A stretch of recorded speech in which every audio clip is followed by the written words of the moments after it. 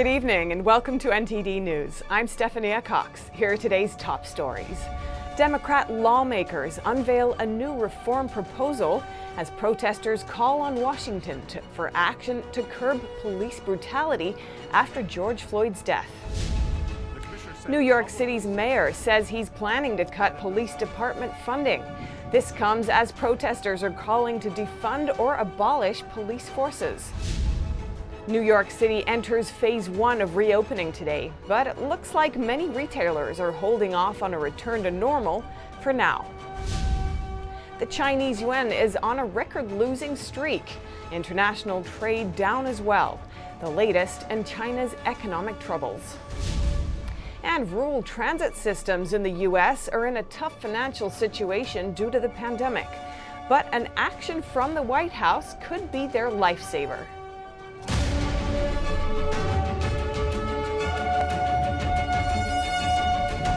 Protesters around the country are calling for tighter police restrictions following the death of George Floyd. Today, Democratic lawmakers unveiled their proposal to help prevent police brutality.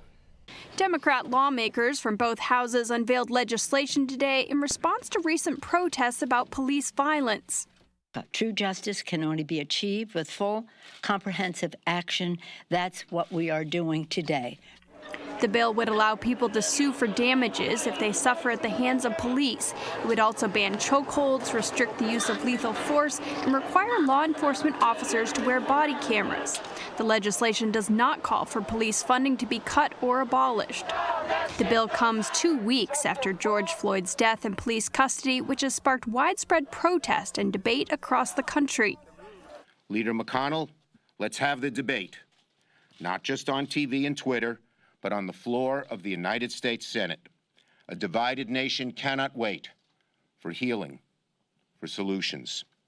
Of silence. The Democrat lawmakers observed nearly 9 minutes of silence to honor Floyd and others before unveiling their proposal. Democrats want to pass the bill in the House before the end of the month. Republican lawmakers voiced concern that the bill would limit law enforcement's ability to fight crime. It would also need to be passed in the GOP-controlled Senate and signed by the president to become law. The White House press secretary addressed the nation about the Defund the Police movement today. She says the president is appalled by it and that Americans won't accept cutting funds from police departments or closing them down. White House Press Secretary Kayleigh McEnany expressed President Trump's views on the Defund the Police movement Monday. The president is appalled by the Defund the Police movement. Some local governments are already pushing legislation to reduce or divert the budget for law enforcement. Well, let's be clear. If the mayor of LA wants to defund police, take money away from police, Mayor de Blasio, the mayor of New York, wants to take money away from police, that means cutting of police. That means reducing police departments. That means defunding police departments, if not getting rid of them entirely. No, he does not agree with that, and the rest of America does not agree with that. McEnany said the president is currently considering policies aimed at addressing the kind of police conduct that led to George Floyd's death. But she also made reference to the hundreds of police officers injured by rioters during protests across the country. She said 1/5 of those injured were in D.C. The Washington, D.C. police chief said defunding the police actually creates poor police conduct and results in unqualified people getting jobs in police departments. Where you saw the Metropolitan Police Department in the 90s, when they determined that we had a pattern and practice of excessive force, I think that can be attributed to not having the proper funding for the agency. And I think if you look at agencies that have run into similar problems, underfunding or inappropriate funding would be one of the reasons why they got themselves into that position. He said that sufficient funding is needed for proper training and the hiring of good people. At the press briefing, McEnany also mentioned multiple instances of heroic, brave, or just plain kind deeds by police. She also paid homage to law enforcement officers killed during the protests. Eyewitness video shows a man driving his car into a crowd of protesters in Seattle yesterday, reportedly shooting and wounding a demonstrator who confronted him as he came to a stop. And just a warning, some viewers may find this footage unsettling. You see what we did here today? Eyewitness video showed a man driving his car into a crowd of protesters in Seattle on Sunday. According According to police, the man then shot and wounded a demonstrator who confronted him as he came to a stop. The video first shows the car coming to a halt after hitting a barricade in a crowd of protesters. A man then falls to the ground on the driver's side of the vehicle after what sounds like a gunshot. People can then be heard yelling about the presence of a gun at the scene. A separate eyewitness video also shows the man leaving the car and heading into the crowd of people. Police said on Twitter that the suspect was in custody and that firefighters had transported the injured man to the hospital in a stable condition. They said no one else was injured. The incident stood in contrast to the otherwise largely peaceful protests which took place across the United States on Sunday. Amid rally cries to defund the police, the mayor of New York has pledged to cut funding from the largest police force in the U.S. NTD's Miguel Moreno has more on his decision and similar international calls for police reform. New York City's Mayor Bill de Blasio has pledged to cut police funding and reallocate it to community youth programs. He said the NYPD police commissioner is on board. The commissioner said publicly since then that if there's one place he would want to see money go if it came out of his budget, it would be for youth programs. The mayor didn't specify how much money would be allocated or to what youth programs, but he said that would be negotiated in the future. Defunding or abolishing police forces has been a rallying cry amid the nationwide protests in the name of George Floyd. NYPD Sergeant and founder of Blue Lives Matter NYC, Joseph Imperatrice, says he thinks the budget cuts are a bad idea. Right away, I thought it was a bad idea. Any time, whether it's New York City or any nation, taking away funds that are going to help officers do their job and continue to keep neighborhoods safe is never a great idea whatsoever by any stretch of the imagination. He said budget cuts would mean a lack of hiring, so less police backup, and they would minimize police equipment. But officials from Minneapolis are calling for a more radical approach, defunding the police completely, in other words, abolishing it. We are not starting from scratch. We have invested in community-based safety strategies. We have knowledge in our community across the city. We've done an analysis of all the reasons people call 911 and have looked at ways we can shift the response away from armed police officers. She didn't specify what those community-based safety strategies were, but the city council said they don't have all the answers about what a police-free future looks like. We contacted the city council with more questions, but they did not immediately get back to us. A few New Yorkers told us they're not for abolishing the police, even if there are some bad apples. We need or support a police officer. We need it. There's a lot of bad people outside. Why? You can see it. The people take advantage of the protest. Because imagine they take all the police resources and then everything slow down, right? So now everything go back to normal. Now it's going to be robberies. It's going to be crimes. It's going to be a lot of things that's going on. Who you going to call? The Democratic mayor of Minneapolis was heckled and told to go home after saying he did not support abolishing the police at a protest over the weekend. Miguel Moreno, NTD News. New York City's taking baby steps toward reopening. Part of Phase 1, hundreds of thousands of people went back to work today, but it's still unclear how and when the economy will rebound. It's been a little over 3 months since New York State confirmed its first coronavirus case. And here in New York City, it's the last region to reopen, and now they're starting Phase 1 of reopening. That means that retail stores can start offering curbside pickup. But as you can see, it doesn't look like many of them are starting to do that just yet. Here in Times Square, there seems to be a little bit more movement than normal, but it's not the regular hustle bustle that you would see. So from what we're seeing, it's going to be a while before the city returns to normal again. Maybe a year. I hope less. Virus cases have gone down over the past couple of weeks. Some days even as low as 100 to 300 new cases per day, a number that was once at 6,300 positive cases in a day. Hundreds of thousands of New Yorkers overall coming back today to work in the 5 boroughs. Even with this step forward, people are still uncertain about the economic recovery. Mayor de Blasio is projecting a $9 billion loss in tax revenue this year. We'll have to save some money because we don't know what will happen tomorrow. Even though they're going to open up some of these businesses, you still got a lot of people that's out here that ain't going to have no jobs when they do open back up. Like his friend who owns a barbershop in Brooklyn. His business isn't included in Phase 1, so he can't reopen yet. And he says even when he can, it will take a while to climb out of the financial hole the pandemic has caused. You got to catch up with the bills. Once you do that, you got to go into advertising and bring the customers back. That and even more to worry about for the businesses that have been victims of looters. A lot of problem solving to be done for New Yorkers as they start on the road to recovery. Reporting from New York, Melina Weisskopf, NTD News. De Blasio also said the city would get 20 more miles of bus lanes to help alleviate overcrowding on public transportation. And today, you can put 39 states and 5 countries back on your list of travel options. The Pentagon recently lifted restrictions on them because they meet certain criteria. The countries include Germany, Japan, and the UK. The restrictions, of course, were put in place to try and limit the spread of the virus. But the Pentagon said the decision was based on 3 things. First, shelter-in-place orders being lifted in those areas. Second, fewer and fewer people with flu and virus-like symptoms over the course of 2 weeks. And third, fewer new virus cases or positive tests over 2 weeks. But some states still haven't met those requirements, including California, Florida, and North Carolina.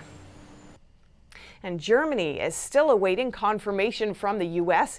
that it plans to withdraw almost 10,000 troops from the country. According to one senior Washington official, President Trump gave the order last Friday. Berlin has still not received any official confirmation from Washington about reports that the United States plans to withdraw thousands of troops currently based in Germany. Senior Trump administration officials told Reuters last week that the president had ordered the US military to remove almost 10,000 troops. With nothing said over the weekend, Germany's defense minister Annegret Kramp-Karrenbauer was cautious when speaking to reporters on Monday. The fact is, the presence of US troops in Germany serves the entire security of the NATO alliance, so American security too. The American official who made the initial announcement had said the move had nothing to do with the deteriorating relationship between Donald Trump and German Chancellor Angela Merkel, who recently thwarted Trump's plan to host a G7 meeting this month and has clashed on everything from trade wars to climate policy. If the US went through with the withdrawal, it would reduce its troop numbers in Germany to 25,000 from the 34,500 currently there.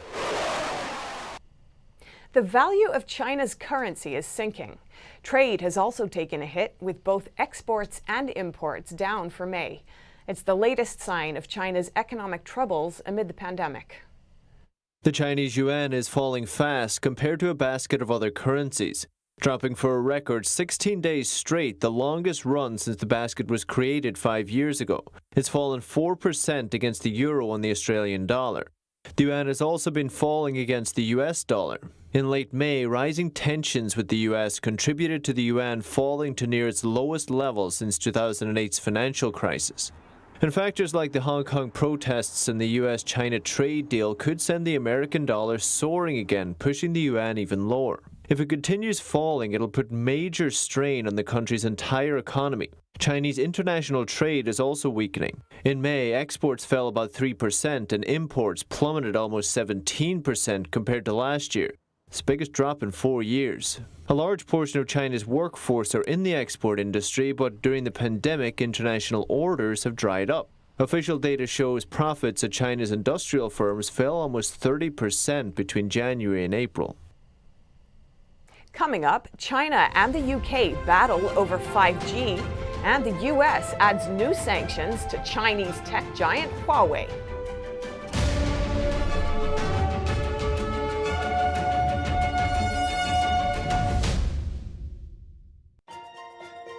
Hello there.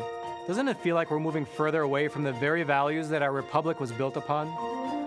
And the media in our country have just been adding fuel to the flame, which is why you need to try The Epoch Times. It's pure, honest journalism that's restoring traditional values and reports the news with no spin, no hidden agendas, and no false narratives. So if you want to know the truth about the FISA abuse that took place during the 2016 election, or how socialist and communist ideologies have been infiltrating our society, or how the Chinese Communist Party's cover-up led to this global pandemic, and so much more, then you need to try The Epoch Times. And for a limited time, you can try the paper yourself for a full month for just $1, and we'll send you a very special gift. A 58-page magazine that investigates the truth behind the Chinese Communist Party's cover-up of the virus. So go to readepoch.com, try The Epoch Times, get your free gift, and stay truly informed.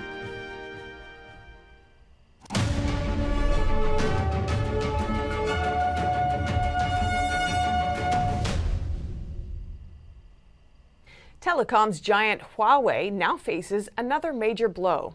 The U.S. is now restricting semiconductor firms from selling chips made with American technology to the Chinese tech company. NTD's Tiffany Meyer brings us more. The U.S. is tightening restrictions on semiconductor manufacturers that use American machinery or software. A new roadblock issued by the Commerce Department now bans chip makers from using U.S. technology to produce chips for Chinese tech firm Huawei. It was a major blow to China's telecom giant. China had previously set a goal to produce 70% of its semiconductors by 2025. If achieved, it will greatly reduce China's dependence on the U.S. But U.S. market research firm IC Insights says it won't be an easy task for Beijing. Last year, only about 15% of the chips used by Chinese factories were produced in China. It's a slight increase, about 0.5% from data collected 5 years ago. Likewise, IC Insights forecasts that China's domestic chip production will only reach about 20% by 2024.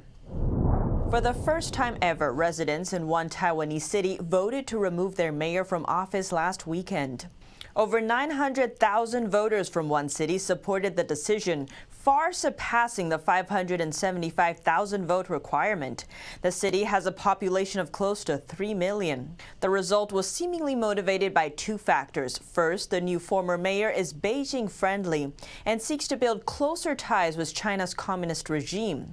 Unhappiness among Taiwanese citizens towards the regime has been on the rise, not only due to its suppression of freedom in Hong Kong, but also because of its efforts to block Taiwan from joining the World Health Organization. Second, the former mayor took leave from his office to run for president. But during his campaign for mayor, he promised voters that he wouldn't seek Taiwan's presidency. British newspaper The Times reports that British Prime Minister Boris Johnson is preparing to implement new, tougher laws designed to prevent foreign takeovers that pose risks to national security. This comes amid increasing concerns over the Chinese regime's influence after the UK designated telecoms giant Huawei as a high-risk vendor in January. Johnson is pushing for legislation to make it mandatory for companies to report attempted takeovers. According to the draft bill, companies would need to report when foreign firms plan to buy 25% or more of shares, assets, or intellectual property. He also reportedly wants to include academic partnerships and research projects under the rules. If passed, the law would be backed by the threat of criminal sanctions. Those who fail to report could face jail time or face hefty fines. The battle between the British government and China's 5G provider is ramping up. China has threatened to retaliate if the UK blocks Huawei. The tech company is already in survival mode after the new sanctions from the US. Britain's dispute with China over Huawei is escalating, and China is raising the stakes for Britain. On Sunday, The Telegraph reported that British investment bank HSBC is now lobbying the UK government not to block Huawei from the country's 5G network. HSBC reportedly said if the Chinese telecom giant is blocked in the UK, the London-based bank may face retaliation from the Chinese regime. According to a Bloomberg report, over a third of HSBC's global revenue comes from Hong Kong and mainland China. Several UK and US lawmakers called out the bank last week for supporting a controversial Beijing law. Experts say the law would destroy Hong Kong's freedom. China has also threatened to pull the plug on the new British nuclear plant, where Chinese investment accounts for a third of the project. The UK has previously allowed Huawei a limited role in building 5G, but recently reversed course. The UK's intelligence agency launched an emergency security review on Huawei late last month, which could lead to a complete ban of the company. Last week, Prime Minister Boris Johnson approved a plan to work with Britain's Five Eyes intelligence partners to build Western alternatives to Huawei. Other members of the alliance are the United States, Canada, Australia and New Zealand. The 5 countries have either banned or are working to remove Huawei from 5G after US officials repeatedly sounded the alarm. Huawei and other Chinese state-backed tech companies are Trojan horses. Huawei denies the accusations, but all Chinese companies and citizens are required by law to provide intelligence the regime asks for. The Trump administration has moved to block global chip supplies to Huawei. Huawei says the new ban threatens its survival. The chips it stocked up can last only until the end of the year. Washington previously asked Canada to arrest and extradite Huawei's Vancouver-based CFO Meng Wanzhou. Meng was accused of selling sanctioned goods to Iran and deceiving US banks into clearing transactions for Huawei's Iran business. In its latest bid to push through public pressure, Huawei is now launching an advertising blitz in the UK. On Monday, the company bought full-page ads in several British national newspapers, saying it's as committed as ever to provide the UK's 5G networks, even though some now question their role. Reporting by Penny Joe, NTD News. Coming up, low fare revenue and insufficient funds have brought the rural transit system to its knees amidst the pandemic. But one executive order is designed to help it back on its feet. Hear more on that and more when we return.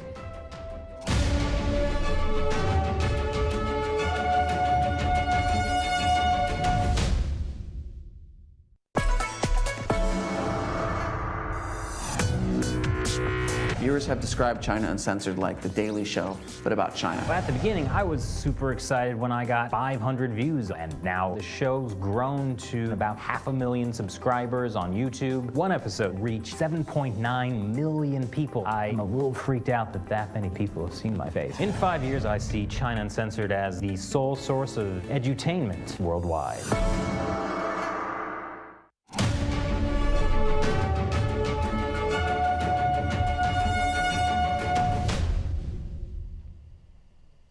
The nation's rural transit systems have barely been able to continue their services amid the CCP virus pandemic.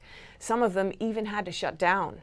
But a recent executive order signed by the president could possibly help them through this crisis. Rural transit agencies in the U.S. are struggling to keep their operations running amid the pandemic. Lately, they've been surviving on only half the relief funding they were meant to receive from the CARES Act, $2.2 billion instead of $4 billion. Their aid cut just before the bill passed. Corporate site selection consultant John Boyd says it's because the agencies aren't making themselves heard. They're trying to keep their heads above water, quite frankly. They lack the wherewithal and the resources to effectively document just how dire the financial situation is, and the lack of resources to effectively articulate that to Congress. Many of these agencies are now failing due to insufficient funds. Boyd says this poses a huge problem for people dependent on rural transit. Think about who relies upon rural transit. Elderly and low-income people that need access to their healthcare providers, whether that be cancer screenings or dialysis, or people that rely upon rural transit to get to work each day. The question now is whether or not these transit systems will accompany the rest of the nation's economy on the road to recovery. A recent executive order signed by the White House is aimed at speeding up infrastructure projects. Boyd says it's just what rural transit needs. I think part of the post-COVID-19 environment will be new infrastructure, talk of new infrastructure. And I think that's a new platform for advocates of rural economic development to advocate for new funds devoted to rural transit. Boyd also says the agencies need to further mobilize their workforce and be more vocal in Congress. U.S. stocks rose today with the Nasdaq hitting a new high after an encouraging jobs report last week. Here's more in today's Business Briefs. Wall Street continued to climb on Monday as the jobs report last Friday bolstered hope for a swift recovery. The Nasdaq hit a record close, gaining 110 points or 1.1%. The Dow adds 461 points or 1.7%. The S&P 500 is up 38 points or 1.2%. The energy sector climbed the most as major oil producers agreed over the weekend to extend a deal on output cuts. Shares of U.S. oil refiners rebounded on Monday. Wall Street's betting on a strong recovery, even though demand for gasoline, jet fuel and diesel remains well below seasonal lows. Shares of Valero and Marathon were trading at their highest levels since the first week of March. Dunkin' Donuts said on Monday its franchises are seeking to hire up to 25,000 workers as it prepares for the higher demand with states reopening. About 90% of Dunkin's restaurants are now open. New jobs include front-of-counter to managerial roles at restaurants. BP will cut 10,000 workers, or about 15% of its workforce, in response to the CCP virus crisis and as part of its plan to move to renewable energy. The British company said on Monday those affected will be mostly senior office-based positions and not frontline operational staff. About 1/5 of the jobs cut will be in Britain. Up next, historical accuracy will have to take a back seat at one medieval amusement park in France as social distancing measures have been set up to stop the spread of the virus.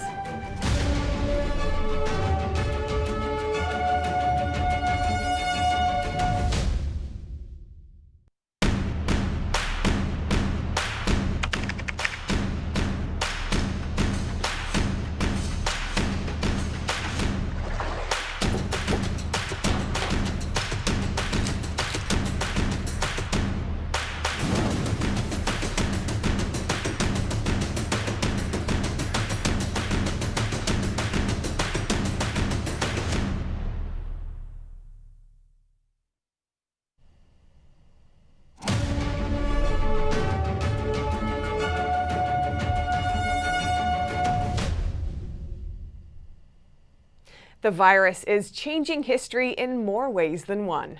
Damsels and knights at a French medieval amusement park are adapting to modern safety measures so they can go back in time. France's second largest theme park is putting on the final touches before reopening to the public. The Puy de Fou's 6,200 staff, including 4,000 volunteers, have been preparing from home under lockdown. We all can't wait to see our audience again. The park's president says visitors can go back in time while maintaining modern social distancing guidelines. We are very confident about welcoming our visitors in the best conditions. Though they didn't have to do social distancing in medieval times, today's damsels and knights are adapting for the stage. All of the choreography has been modified, meaning when Marguerite is strangled in one scene before Joan of Arc comes to save her, all that physical contact was totally reworked. Costumes will also adapt, couturiers resewing costumes to add masks or facial coverings. The Puy de Fou Park relives battles, legends and myths from the Middle Ages. It had 2.3 million visitors last year, but this month visitors are limited to 7,000. And that's all for now. Thanks for tuning in. I'm Stephanie Cox.